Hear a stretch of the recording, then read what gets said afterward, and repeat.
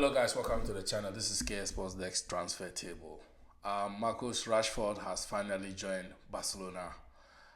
His presentation will be done tomorrow, and I'm starting to fear for my Liverpool lad, Trent Alexander-Arnold, who joined Real Madrid. He's a right back, and the much anticipated, the biggest match on this planet that we all have been looking forward is the El Clasico every season. So this El Clasico, Trent is in trouble. I'm not gonna lie, he's my boy, but he's in serious trouble. Listen, if he's on the right as a right back, Rashford will roast him. If he wants to run away, he's got Lamine Yamal on his neck. Rafinha is also there. Daniel Mo is also there. The way these guys will be stepping on my guy's neck, I fear for him. Honestly, we need to find a way of salvaging his career. If not, his career will turn upside down in these two fixtures of El Clasico. Possibly we can have more if they both progress in their Spanish Cups and then they meet again. You understand? But as it stands, it's always double El Clasico for the season, and my guy Trent Alexander-Arnold, as I said, is in serious trouble. So Marcus Rashford has left Manchester United to join Barcelona on a long season loan. The loan deal is believed to be £5.5 million, according to Kevin Hatchett on Talksports. But Barcelona has got the option to buy him at the end of the loan deal for £30 million, and they are covering his wages. But Marcus Rashford had to, take a pay cut of his wages. We all know that at Manchester United, he's on the wages of £385,000 a week. So he's taking the 85,000 away. Bro, you could have given that 85,000 to me. You understand? Yeah, so he's taking a pay cut. So now Barcelona will cover all his wages till the end of the loan. And this deal is saving Man United his wages for a whole season. That is like 14 to 17.5 million pounds in a season. And at the end of the day, they'll be expecting a 30 million from Barcelona to sign him permanently. So in all, if he's 17, then that means they are getting 47 million from him, because they are saving that 17 million from his wages, and then they'll get additional 5.5 loan deal. And then if Barcelona want to buy him permanently, then he's ready for 30 million sale. Yeah. So yes, he's officially joined Barcelona. His presentation will be done tomorrow. We don't know his jersey number yet, but there has been some rumors that Barcelona are struggling to register him because they will need to sell some players before they can register Marcus Rashford. Yeah. So at the moment, we don't know his number yet. And good luck to him for the campaign. I personally, this season, I'll be supporting Barcelona in La Liga whenever they meet Trent. But in Champions League, I'm against them. Them and Madrid, or I'm against them in the Champions League. Yes. Yeah, so the next one is Victor Gyökeres. He's going to join Arsenal. A fee has been agreed in principle of the deal. That is 65 million euros plus 10 million add-on, so that makes it 75 million euros.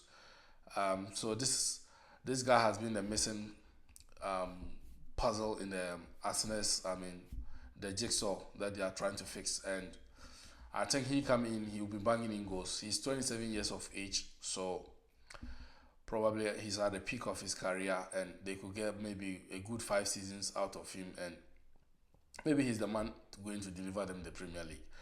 Listen, guys, people have been trolling Arsenal for some reason that they cannot win the league. Let me tell you what, last season, no one expected Liverpool to even win the league. All the conversation was about Arsenal and Man City because of how they finished the season. Man City being first, Arsenal being second, Liverpool being third. So Liverpool was out of the equation. But this season, people are saying, oh, Arsenal cannot do the same. They cannot win the league. They cannot do this. They cannot do that. Trust me. 2 teams I'm going to put up to challenge for the title this season is Chelsea and Arsenal. They will surprise many, And then other clubs, the big ones that people are expecting things from them, the Man City, the Liverpools, they will shock a lot. Yeah. So about Hugo Ikitike, he will be flying in to England to seal his transfer to Liverpool. A medical has been booked. Once the medical is done and is passed, he will join his colleague in Singapore, where the preseason games are going on. Sorry. And tomorrow, 12:30 UK time, Liverpool will be playing AC Milan in Singapore. So if you're out there and you want to watch, you can start looking for your avenues to watch it. Yes. And Newcastle, I don't know how to even put it, because Newcastle at the moment are struggling to cope with Alexander Isak. Liverpool submitted a bid, not a bid, official bid, but there were inquiries about his availability, and Newcastle said no. So Isak has taken upon himself to go on a strike. He said he's not, mentally okay to play for Newcastle in the preseason game. So he's asked for days off, and they've allowed him to leave. So at the moment, I think his head has been turned. And the irony of this season is that the funny side of his coming is that Liverpool start their Premier League campaign against Bournemouth. Right after the Bournemouth game, the next game, guess what? It's against Newcastle, Alexander Isak's team.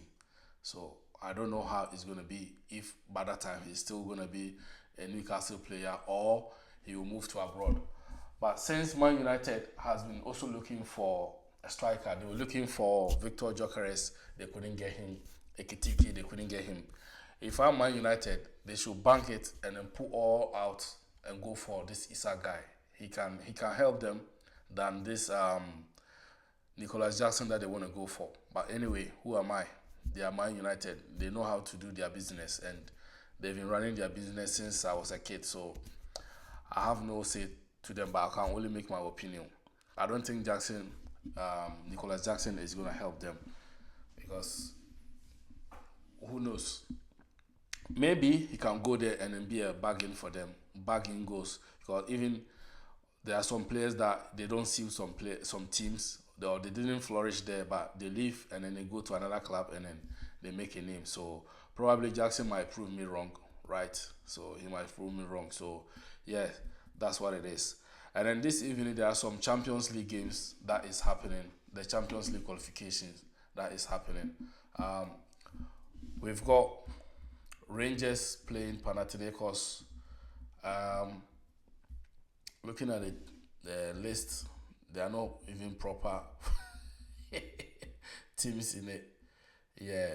So Rangers are playing Panathinaikos at the Ibrox Stadium, and most of the teams are RFS versus Malmo, Victoria Pleasant versus Servette, and Servette is leading 1-0 at halftime. Yeah, so Copenhagen is also playing. There's no goal yet. And then this evening, England women are in the Euros semi-final. They are playing Italy women ladies. They will be playing 8 o'clock. So we are rooting England to reach final and defend this title, because they won it the last time. And then tomorrow there's another semi-final that will be happening. That is Germany versus Spain. That is a big game as well. So we are waiting to see if Spain can make it to the final against England, or Germany will make it to the final. So I think these are the best 4 teams left in the competition. So yeah, let's just hope that England make it through, they beat Italy, and then they make it to the final. And then on Sunday or Saturday, the final, they should bring the trophy home. At least we've been singing "It's coming home, it's coming home," and it has never come until the women delivered it. The women brought it home. This is why the women are always super. They are always super. What the men cannot do, the women do. They does it better, Yeah. So good luck to England women this evening to their game that they'll be playing against Italy. Rich James' sister, the Chelsea fans, you need to go and watch your player's sister. He's also a Chelsea fan, so, and a Chelsea player, so go and watch it. Yeah, go and watch it. All right, we're out. If you are new here, make sure you subscribe. Thank you.